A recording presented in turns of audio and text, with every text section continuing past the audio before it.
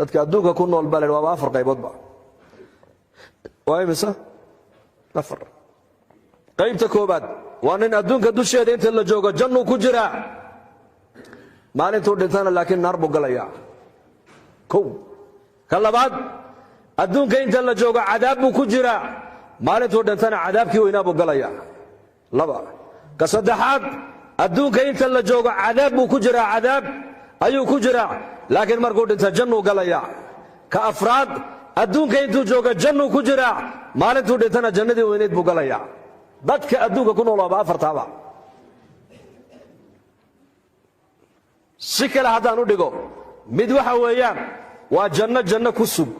mid waxa weeyaan waa cadaab ku sug midna waxa weeyaan waa cadaab janno ku sug midna waxa weeyaan waa janno cadaab ku sug laba gaaladay khusaysaa labana muslimiintay khusaysaa labada gaaladan horta inii macnaynaya dhegaysta waa gaal weeyaan laakiin tharwa ilaahay siiyey dhaqaala ilaahay siiyey hanti buu leeyahay oo gaalnimada waxa u dheer waa hanti gaalkaasi adduunka dusheeda jannadiisii buu ku jiraa maalintuu dhintana cadaabkii weynaa buu ku dhacayaa addunya sijnu lmu'min wa jannatu lkaafir say janno adduunyada ugu tahay kaafirka waa kaafirka hantiilaha laanna jannadiisu waa maxay halkan adduunka intuu jooga wuxuu doonuu samayn waxba ka xaaraan maaha waxau doonuu cuni waxau doonuu cabbi waxau doonuu daawan meeshuu doonuu mari suu doonuu u fuuli suu doonuu u socon cidduu doonuu u tegi wax haba yaraatee soo joojinaya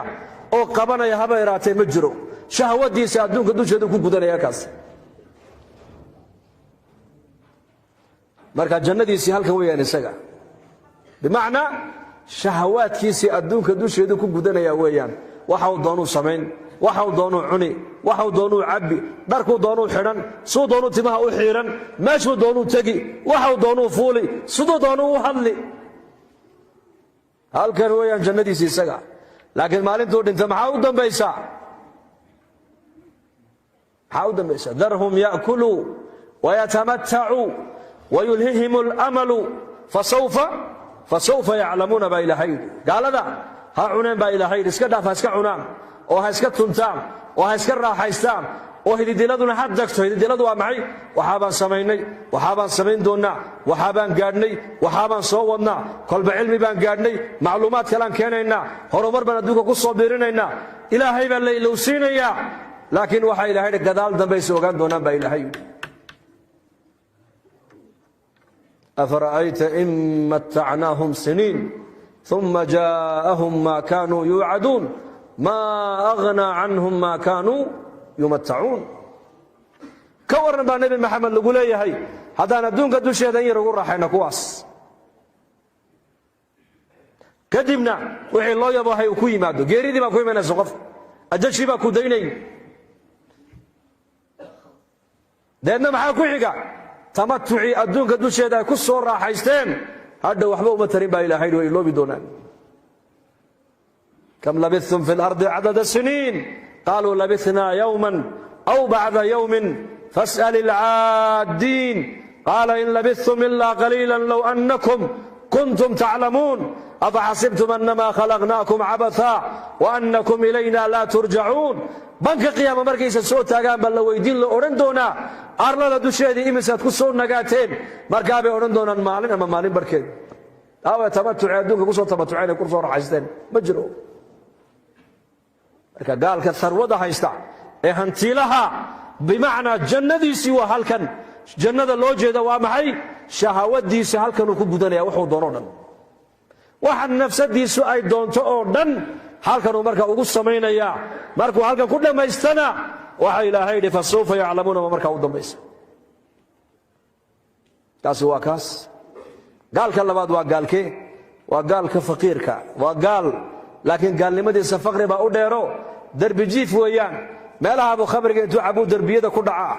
adduunka dusheedii sidanuu ku yahay oo cadaab buu ku jiraa aakhire markuu tagana cadaabkii weynaa buu gali walciyaadu billaah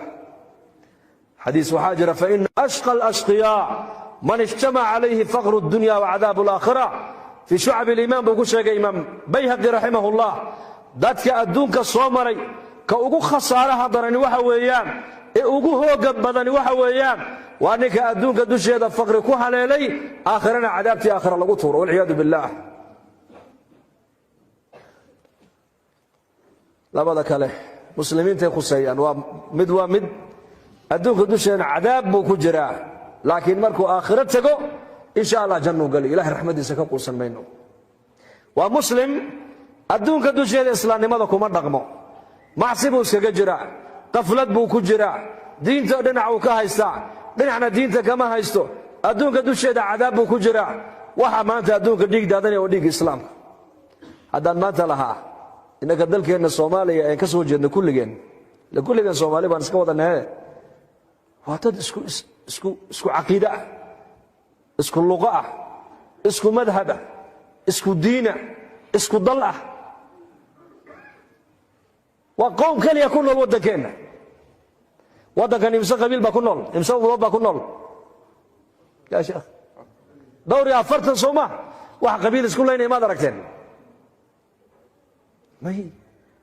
limaada inagoo muslimiin oo shahaadana qabiilada iskugu dhameyn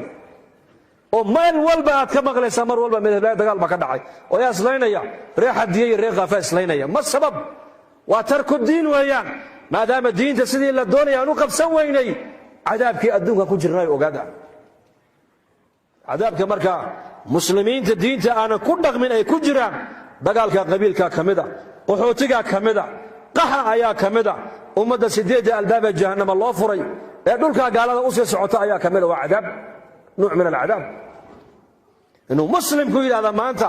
dhulka islaamka nabadi ma taalo oo tacliini ma taalo oo dhakhtar fiican male oo nabadgelyo ma taalo oo arsaaqad ma taalo aye arsaaqada ilaahay baa haya walaakiin isagu wuxuu yiri arsaaqada yurub bay taala amniga ilaahay baa haya walaakiin isagu wuxuu yiri nabadgelyada yurub bay taala caafimaadka ilaahay baa haya laakiin isagu wuxuu yiri caafimaadku wuxuu yaalaa yurub iyo mareykan buu yaalaa laakiin ka afraad baan u socdaa dhageysta waa mid adduunka dusheeda janno ayuu ku jiraa markuu dhintana jannadii weynayd buu galayaa waa muslim mu'mina